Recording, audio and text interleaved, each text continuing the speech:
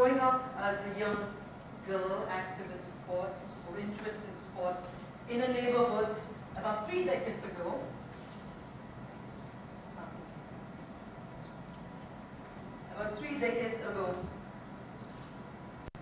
largely found a lot of boys involved in the outdoor activities and girls mostly involved in the indoor activities. So growing up there, I was very curious and I wanted to go out and play. So I reached out to the girls and I said, hey, come, let's go play cricket with the boys. I said, are you kidding? They're not going to give us a chance to play. I said, why not? Let's go ask. And they said, no. And I said, no, I'm going to go ask. So I went up and said, hey, boys, I want to play with you. And they said, okay. They looked at you and said, okay, go stand there. Every time the ball goes out, you're going to fetch the ball and give it to us. So fielding was my job. I was excited because for the very fact that I had cracked in and I was part of the team. But least did I know that my job was only to fetch the ball every time. Days went by, months went by, and I realized I was never getting a chance to bat or bowl. And I went up to my mother crying and said, you know what, I want a cricket bat. These boys are not allowing me to play. I want a bat. And like most mothers, Indian mothers, said, okay, you get a 1 in 10th rank, and we will make sure that I'll get you a full cricket set. And I said, wow, done. And I went and tried to study as much and came out with a 12th rank. And I was a little disappointed. I said, oh God, I'm going to be stuck with fielding for the rest of my life now. So, but what happened interestingly was my mother came up to me and saw me lying on the bed and she said, hey, get up, don't you want to go pick up your cricket set? I said, but Mom, I came 12. I did not achieve the target. She said, no, but I liked what you did. I liked the effort you made. So come on, let's go get yourself a cricket. I said, yes, that's it. I ran up, bought all the stumps, the pads, the gloves, everything, brought it over. I got padded up at 3 in the afternoon for a 5 o'clock game when the boys are going to come out because I was so excited. The boys came and they were totally envious of the new cricket bat. And they said, wow, come on, let's play today with the new cricket bat. And I said, ye mera bat hai aur aaj pura din mera bat hai. And I ended up doing that. Of course, thanks to my mom and the boys who gave me an opportunity to explore my interest. Later on, moving on to high school, we had the class prefects coming into our classrooms and asking us, who wants to get into basketball? Who wants to give in your name? And at that time, we're not from the dinosaur era, but we did not have internet at that time. But we did not know much about basketball or any information. So I just wanted to hang out with my friends, and we said, okay, let's just give them our names. And we gave the name for basketball. And then I slowly nudged my friend, and I asked her, by the way, what's basketball? She said, by the way, even I don't know. Some 2 poles, I believe you keep jumping and you grow tall. So I said, okay, that's interesting because most Indian girls want to be tall, if not for the stilettos. But then I, of course, went on to achieve my dream of playing for the national team and the sports, cricket and baseball as well. But the biggest thing that caught my attention was the kind of negligence or the lack of infrastructure in the support system or use of science and technology in the way we train, because I believe that had we had those opportunities and had we had those kind of exposures, we could definitely have matched up the international standards, not on today's basis, but I'm talking about something 2 decades ago when sports was not even considered a viable career for most people. So I decided if I needed to see this change, then I must be part of the system, and that is what I decided. I said, let's get into it. And we did not have many sports management companies or sports management courses back then at all. So I got to serve in the Paralympic Committee of India as the first woman on board with them. And during my stint with them, I had a beautiful experience which I would love to share with you all today. I was accompanying the Indian team at the 2006 Commonwealth Games in Melbourne. And I had this opportunity of seeing this young girl, a 13-year-old girl, her name is Chandra, and she's from the small district of Amravati in Maharashtra. And I was quite baffled by the fact that this kid, at 13 years old, is representing India at the world stage. How exciting! And her form of disability was she was 100% blind. She had never seen what water looks like, and she had no idea, had never seen the national flag or what colors. She just heard about it. But when I spent about a month with her in the Games Village in Melbourne, I was very happy to see the way she was excited going up towards the aquatic center. And every time she's like, Didi, pull out again, come on, let's go train. And she was so keen to get a medal for the national team. And I was quite surprised because, ironically though, she's blind, I've seen she had a beautiful pair of eyes, and her spirit was unmatched at the age of 30. And out of sheer curiosity, I asked her, I said, Beta Kanchan, kabhi bhi tumhe aisa laga? Did you at any point of time feel that God has been unkind towards you? You wish you could have seen the very water that you swim for this country. And even before I could complete my question, Pat came the answer and she said, hey Didi, kam se kam Bhagwan ne mera haath paun to theek diya. And that day, I got my biggest lesson from a 13-year-old girl, knowing that I chose to see what was missing in her, and she chose to see what was positive in her. And that's when I realized that if we care enough to listen to what children tell, there's a great opportunity to learn. And I wanted to make sure that we open this opportunity for children and women, and the idea of having to do some work in the field of sports was conceived about 20 years ago. And most of my friends, colleagues, and everybody said, you're crazy, you should not be getting into this. There's so many career options, why are you getting it? When have you seen a woman entrepreneur trying to be developing sport in this country? So you're going to fail. I said, it's okay if I fail, but I cannot accept myself not trying it. And I want to try it. I want to give it a try because I know, I believe that I can make a difference in this. And while our organization functions on 3 verticals of sports consulting and sports events, which are more on a professional level, but the most passionate one was starting up a basketball academy for young kids. And so in the city of Bandung that I live, we all know that there's an issue of traffic and scarcity of land. So if I needed to reach out to these children, and if I needed to go and make sure that every child in the house comes into playing the game, then it was important for us to have a basketball court in the neighborhood, which was quite unthinkable and quite exorbitant at that point in time. It left us with very little options but to collaborate with the local authorities and give them the new idea, because every playground that I saw in our city, I only saw men. I only saw boys playing. Where are the girls? Why are the women out there playing? Because they don't feel safe enough. They don't feel competent and safe enough or opened out to go in an open space and participate. When we women constitute 48% of the 1.3 billion population in the world, then why are we denied this opportunity? Because when a woman is healthy, she enjoys, she's stronger, she is also the bearer of the next healthy generation for this country. And if we cannot care enough to think about these things, so these were the points that we touched upon with the authorities. And what should technically have taken us about a few months to put up the court, took me years to push that paper from table to table, knocking on every pillar. And I went there, I sat there for, sometimes they would make me wait for 6 hours a day. And they said, and months had gone by. I said, sir, what are you doing? Why are we taking so long? And they kept on dragging it, and then eventually I said, okay, I'm an athlete. I will also not give up. I will come and sit in your office. And eventually they said, I don't think this woman is going to go. You might as well sign the papers and finish it. And that gave us the first ground that we wanted in collaboration with the authorities to put up for the children. And I thought I'd really achieved a huge task, and I was wrong, because that was just the beginning of all the problems that we were beginning to face. So when we put up the basketball court, we had to share it in an open space with a lot of other men who are not used to seeing women or having a bunch of women do any activities.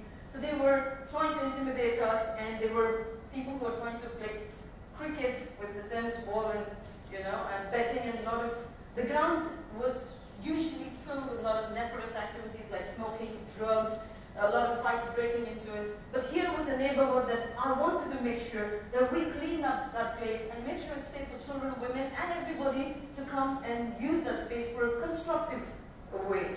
Eventually, when we started the training with just very few kids on hand, the cricketers would run into the court on an average of 1 minute, 6 to 7 times. They would come while we're training, bump into the kids, bump into us, women coaches, and they would try to intimidate and use abusive words.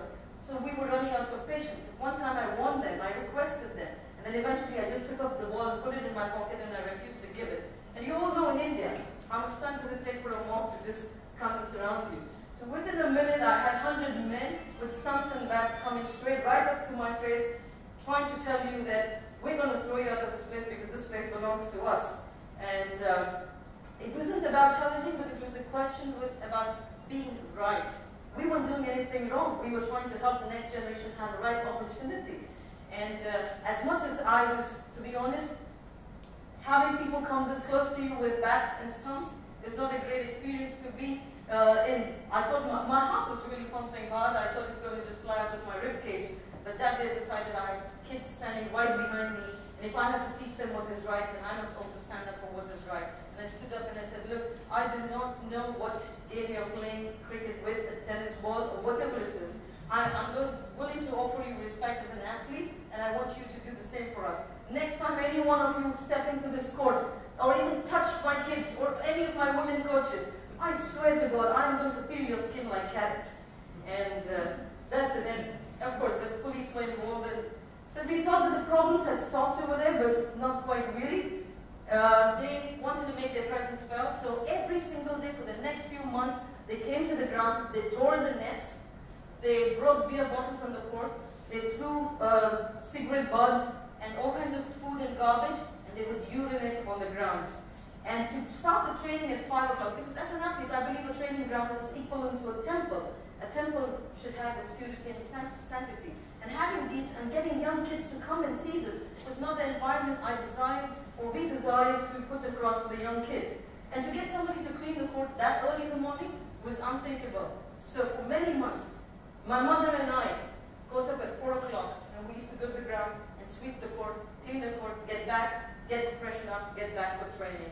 And we did that for many months, and we said, no matter how many times you keep breaking that net, I will be coming back in and putting it. Eventually, they too gave up. And that is the image you see of the way they tried to destruct the court, which it took us a long time to build it.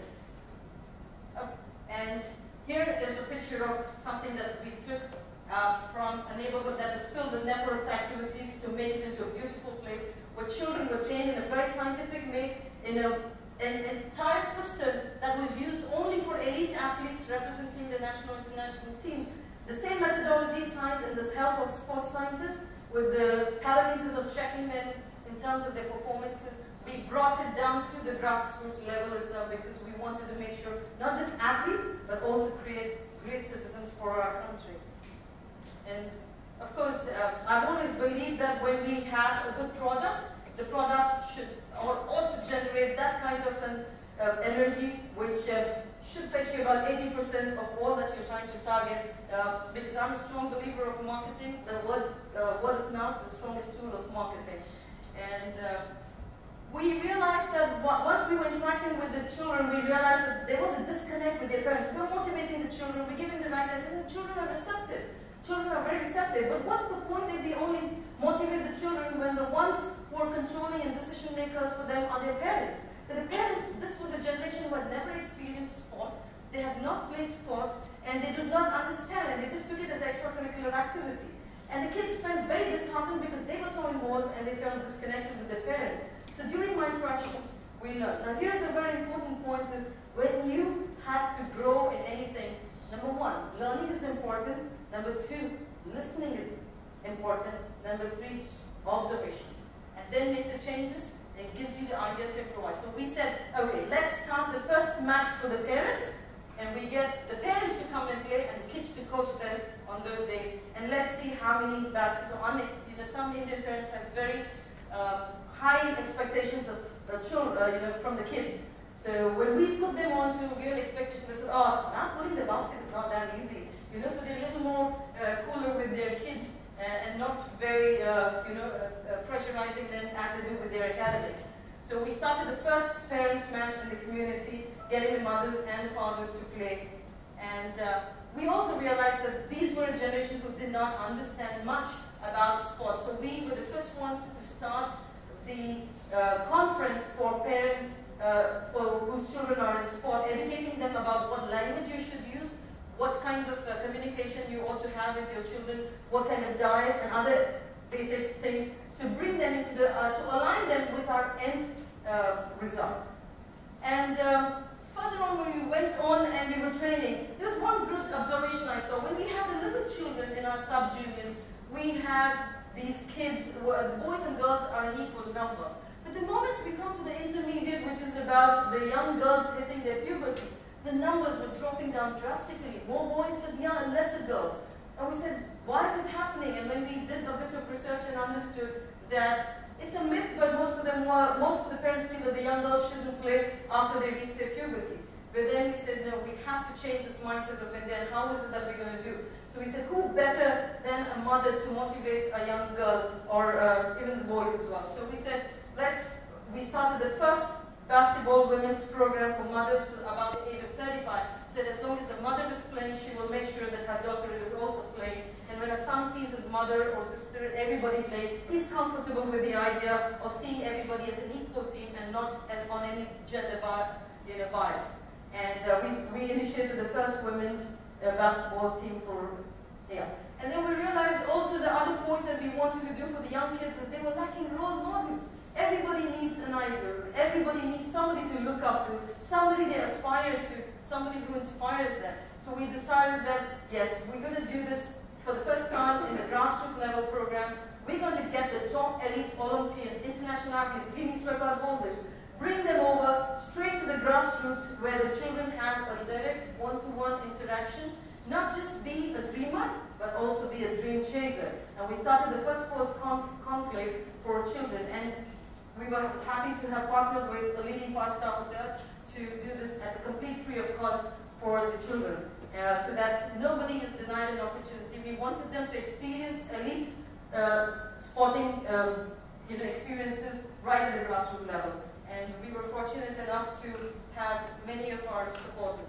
But having said that, we're also not only focused on urban, we also have focused on the rural segment, because we realized that there has to be something that bridges the gap. And all these are from great observations. And we said, okay, we talked to the city kids, and we said, what do you think? How do you think we can help? I said, Mom, I'm willing to share my shoes. I'm willing to buy these toys. I'm willing to share these clothes. And said, okay, let's do this. Let's collect this, and we'll go and share it with the kids who are not fortunate enough as us, so that there is some compassion. You're building compassion with the children. You're teaching them how to be sensitive to your surrounding and don't mute yourself. And you can see the smiling and happy faces of the children from the rural segment where we supported for the last 14 years. And we share all the knowledge with them as much and want to encourage. And this is purely initiated by the children themselves as well. And as you can see, the children always want to play. So by now, we've taken 99% of the kids who came for our academy had never played a sport before, never held a basketball before, and they don't even know. So right from teaching them to wear their attire, to their diet, to the sleeping habits, to every single thing, we started from the very basic for them. And then eventually, they said, Ma'am, we've learned everything in such a short period of time. Let's compete. Why don't you go get us a club affiliation and let's start taking part in the state championship? I was a little hesitant because I know how these federations and associations work, and I was not too keen because my mind was more on making sure that we focus on the positive energy. But then also I realized if the kids are asking us, it's my duty to make sure that we give it to them, because I always thought that I did not receive something much as I would have desired during my days, but that should not be denied for the kids. So we said, okay, we will go and approach. So we went and approached the association, and we had all the facilities. We were more than qualified to be affiliated, but they denied our affiliation the first year. I was disappointed. I didn't know how to break this news to the kids. So I came back to them and I said, you know what, they're going to take a little more time. I think we need to practice a little more and get better, and they will give us affiliation. Then we went back the second year. They didn't give us the affiliation. We said, we want to compete. It's a right for the children to have an exposure. There's nothing wrong in this. So why can't we get this chance? And again, we were denied. And I came back with a very broken heart, and I saw the kids' faces. And instinctively, I made the declaration to them. I said, you know what, kids? They're not giving us a competition to participate in. Never mind. If they're not giving us competition, we will create our own competition. And that gave birth to the first B7 League, which was a league concept much before India came to know about the league concept in the form of hierarchical or other sports. We started the first in-house league, which became very popular among the kids, the parents, the grandparents, the community and neighborhood, that we gave them an experience of a total professional. And all this I'm talking to you about was about a decade and a half ago. And when we empower young girls and the youth to participate in sport, example, I feel that this definitely gives them a lot of confidence, a lot of happiness, and that smile and the joy in the face only gives them the right to live the life that they ought to live. Because I believe a healthy body leads to a healthy mind, and a healthy mind leads to a healthy nation. And